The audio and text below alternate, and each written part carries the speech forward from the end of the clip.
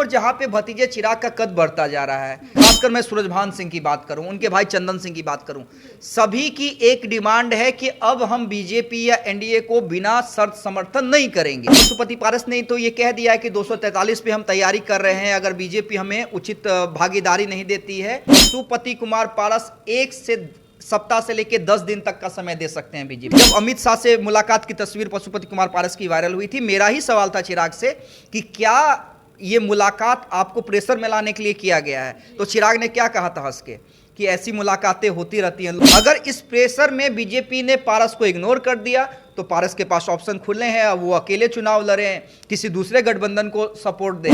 नमस्कार, आप देख रहे हैं देशवा न्यूज, आपके साथ मैं हूं राजनंदिनी। विधानसभा चुनाव से पहले 4 सीटों पर उपचुनाव को लेकर तारीख की घोषणा भी हो गई थी, लेकिन हम आपको बता दें तो पशुपति कुमार पारस, राष्ट्रीय लोक जनशक्ति पार्टी के राष्ट्रीय अध्यक्ष पशुपति कुमार पारस लगातार एक बयान दे रहे थे कि 243 सीटों पर अपने उम्मीदवार को उतारेंगे अगर एनडीए की ओर से उन्हें कोई पॉजिटिव साइन नहीं दिखाई देता है तो।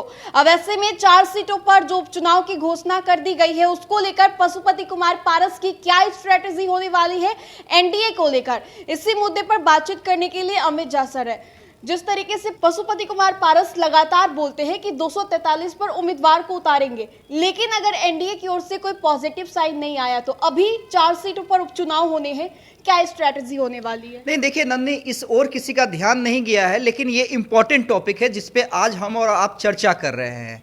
देखिए पशुपति कुमार पारस, एक तरफ चिराग की लगातार आप जीत हो रही है एनडीए खेमे में, बीजेपी की तरफ से न सिर्फ उनकी सुरक्षा बढ़ाई गई, और सुरक्षा देखिए, सुरक्षा को आप जीत के दृष्टिकोण से नहीं देख सकती हैं, बल्कि एक भाई खतरा है अगर आईवी थ्रेट कॉल करती है, इनपुट देती है तो उसके बाद सुरक्षा बढ़ाई जाती है किसी भी नेता की। लेकिन आप देखिए झारखंड में भी सीटों को लेकर लगभग सहमति बन गई है, और हमने कल ही अपने दर्शकों को बताया है कि 1 सीट तो मिलनी ही मिलनी है। हालांकि एलजेपी-आर की ओर से 2 सीट की डिमांड हो रही है, लेकिन गठबंधन के तहत चुनाव लड़ेंगे ये क्लियर हो गया है। तो एक और जहां पे भतीजे चिराग का कद बढ़ता जा रहा है, लोकसभा में भी आपने देखा होगा कि चिराग को न सिर्फ हाजीपुर दिया गया बल्कि 5 सीटें भी दी गई, और पशुपति पारस को एक तरह से किनारा कर दिया गया। उन्होंने मंत्री पद से भी इस्तीफा दे दिया, लेकिन उसका कोई असर बीजेपी पे नहीं पड़ा। अंत में विनोद तावरे ने जरूर एक मीटिंग की थी पशुपति कुमार पारस के साथ और कहा था कि विधानसभा में हम उचित भागीदारी देंगे, और उसके बाद अनकंडीशनल सपोर्ट जो है पशुपति कुमार पारस ने लोकसभा में किया था। लेकिन अब देखिए 2025, पशुपति कुमार पारस चाहे ना चाहे, उनके कार्यकर्ता, उनके जो बड़े नेता हैं, देखिए हम अंदर की बात बता रहे हैं, पशुपति कुमार पारस के अलावा और प्रिंस पासवान के अलावा उनके पार्टी के जितने भी कार्यकर्ता हैं और उनके पार्टी के जितने भी बड़े नेता हैं, खासकर मैं सूरजभान सिंह की बात करूं, उनके भाई चंदन सिंह की बात करूं, सभी की एक डिमांड है कि अब हम बीजेपी या एनडीए को बिना शर्त समर्थन नहीं करेंगे, और नहीं करना चाहिए। पॉलिटिक्स क्रिएट होगा, बिल्कुल बिल्कुल होगा। और देखिए कई बार पशुपति पारस ने तो ये कह दिया है कि 243 पे हम तैयारी कर रहे हैं अगर बीजेपी हमें उचित भागीदारी नहीं देती है तो हम आने वाले दिनों में फैसला करेंगे। लेकिन ये एक सही मौका है। उन्होंने तो एक सीमा भी रखी थी कि अक्टूबर के एंड तक अगर बीजेपी की ओर से कोई फैसला नहीं आता है। लेकिन अब तो नवंबर चुनाव, अब तो नवंबर में चुनाव भी है। तो मेरे पास जो जानकारी है, देखिए मेरे पास जो सोर्सेज है कि पशुपति कुमार पारस 1 सप्ताह से लेकर 10 दिन तक का समय दे सकते हैं बीजेपी को कि आप ऐलान करें, शीर्ष नेतृत्व ऐलान करे कि भाई पशुपति कुमार पारस आपके खेमे में यानी हमारी पार्टी एनडीए का हिस्सा है या नहीं। नन्ही देखिए, आप कई बार बीजेपी नेताओं के पास गई हैं, चाहे दिलीप जायसवाल के पास हो या अन्य नेताओं के पास हो, तमाम लोगों ने एक लाइन जरूर कहा बीजेपी ने कि भाई पशुपति पारस भी हमारे गठबंधन का हिस्सा है। लेकिन बिहार बीजेपी ये तय नहीं करेगी, ये तय कौन करेगा? केंद्रीय नेतृत्व की ओर से ये किया जाएगा। लेकिन पशुपति पारस ने स्टार्ट कर दिया प्रेशर पॉलिटिक्स, ये देंगे। अब देखिएगा 1-2 दिन में प्रेस कॉन्फ्रेंस करेंगे, उस प्रेस कॉन्फ्रेंस में आप भी रहेंगे नन्नी, उसमें देखिए यही बयान आएगा कि बीजेपी क्लियर करे, और बिल्कुल करना चाहिए। मेरा मानना है कि भाई किसी भी राजनीतिक दल को सबको प्रेशर बनाने का अधिकार है, क्यों नहीं बनाएगा? क्योंकि देखिए एक तो वैसे ही आप देखिए जमीनी स्तर पे पशुपति पारस आज कहाँ है राजनीतिक तौर पे, ठीक है, उनके कार्यकर्ता हैं, उनके पार्टी के कुछ सदस्य हैं, सूरजभान सिंह हैं, श्रवण अग्रवाल हैं, तमाम लोग हैं। लेकिन पार्टी को क्या चाहिए? पार्टी को सीटें चाहिए।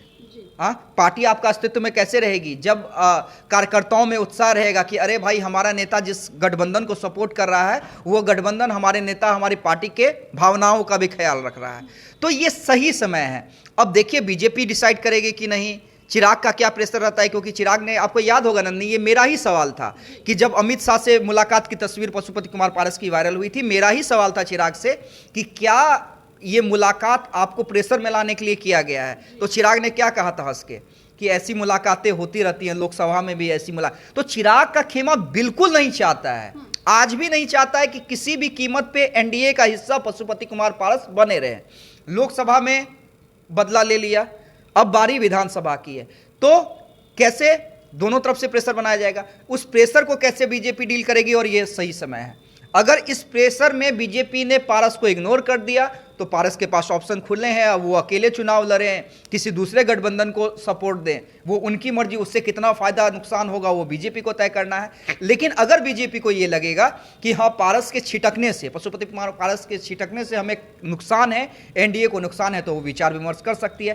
तो लेकिन कॉल तो पारस को लेना है, मेरे पास जानकारी है वो कॉल लेने वाले हैं, लेकिन अंत में देखिए क्या होता है। तो देखिए विधानसभा चुनाव और एक और 4 सीटों पर उपचुनाव को लेकर पशुपति कुमार पारस की ओर से प्रेशर पॉलिटिक्स की जा सकती है, क्योंकि जिस तरीके से उन्होंने कहा कि अक्टूबर के एंड तक कोई बड़ा फैसला ले सकते हैं अगर बीजेपी की ओर से कोई पॉजिटिव इंडिकेशन नहीं आता है। तो एक दफा लोकसभा चुनाव के दौरान पशुपति कुमार पारस के साथ ऐसा हो चुका है और कहीं ना कहीं उनकी पार्टी और उनको ये संशय है कि दोबारा इस बार विधानसभा चुनाव और जो 4 सीटों पर उपचुनाव होने हैं उसमें भी पशुपति कुमार पारस के साथ ऐसा ना हो।